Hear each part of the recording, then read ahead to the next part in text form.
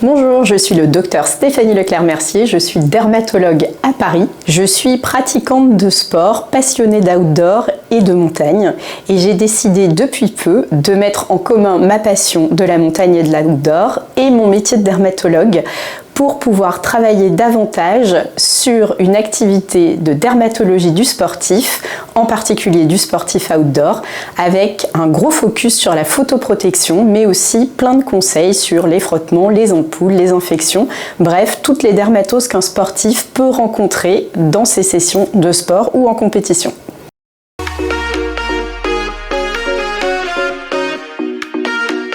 Pour savoir si on peut courir sans protection solaire le matin ou le soir, en fait, il suffit simplement de regarder l'index UV. L'index UV va permettre de savoir en fonction de l'endroit où on se trouve dans le monde si on doit se protéger du soleil ou pas. Soit on trouve l'index UV dans des applis météo ou alors dans des applications dédiées et on sait qu'à partir de 3, il commence à y avoir un risque. Donc il suffit vraiment de regarder. Au-dessus de 3, il faut commencer à se protéger et ensuite, plus l'index va augmenter, plus il faut se protéger intensément. Et il faut savoir que quand on court en Île-de-France ou quand on court à La Réunion, évidemment, c'est pas le même risque en fonction de l'heure de la journée.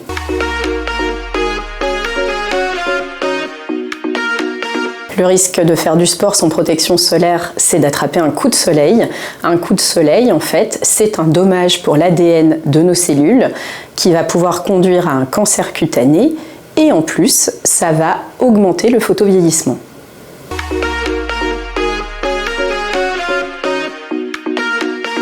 Alors oui, en effet, la chaleur et puis l'effort physique vont produire de la sueur et on sait que cette transpiration, elle va diminuer la réflexion et la dispersion des UV. Ça veut dire qu'on a un risque augmenté de pénétration des UVB à travers notre peau et par ailleurs, on sait aussi qu'il existe une mesure en fait qui s'appelle la dose érythémale minimale, c'est la dose qu'il faut pour avoir un coup de soleil et on sait que cette dose érythémale minimale, elle diminue également avec la transpiration et des études ont même montré qu'elle diminue à partir seulement de 15 minutes de footing, c'est donc très court.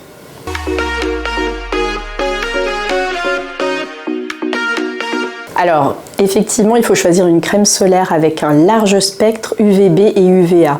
Un large spectre UVB, c'est un SPF de 50 et l'UVA, maintenant, c'est indiqué, c'est obligatoire. Dans un petit rond, il est écrit les 3 lettres UVA, donc il faut bien vérifier ça. Pour la texture, je dirais que la meilleure crème solaire, c'est celle qu'on aime s'appliquer. Donc le mieux, c'est de trouver celle qui nous convient et qu'on a du plaisir à mettre. Il faut mettre la crème solaire avant de démarrer l'effort, pas une fois qu'on sent qu'on est en train de prendre un coup de soleil, il faut vraiment le faire avant de partir. Le faire avant de partir, en fait, ça permet même de se mettre la crème avant de s'habiller, ce qui permet de ne pas oublier les zones de jonction avec le t-shirt, avec le short, avec les chaussettes.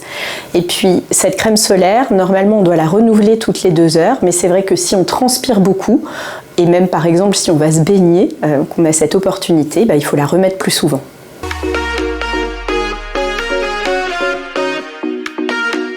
Alors oui, le vêtement, c'est vraiment une des meilleures protections contre le soleil. Il faut choisir des vêtements plutôt foncés et il existe même des vêtements qu'on peut trouver notés anti-UV, soit parce qu'ils sont imprégnés de substances anti-UV avec des filtres, ou alors parce qu'ils ont un tissage très particulier, très serré.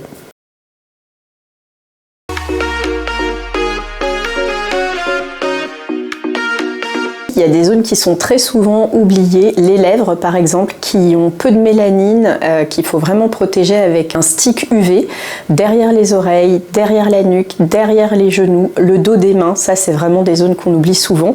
Et comme je le disais tout à l'heure, les jonctions avec les vêtements qui sont aussi fréquemment oubliées.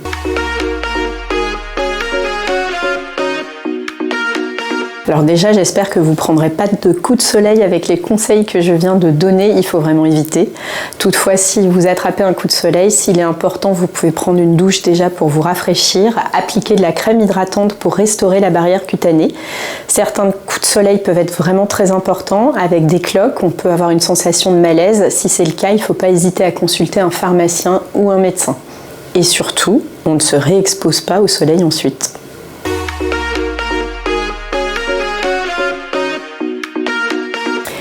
En pratique, Tout d'abord, on évite les heures à risque et on peut consulter donc l'index UV pour ça.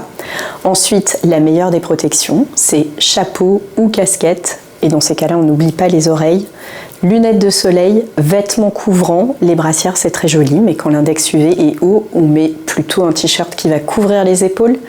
Et la crème solaire, c'est pour tout ce qui dépasse. Ça, c'est des conseils valables pour tout le monde, mais surtout, on n'oublie pas qu'on n'expose pas les enfants avant 3 ans et on protège encore plus les enfants du soleil.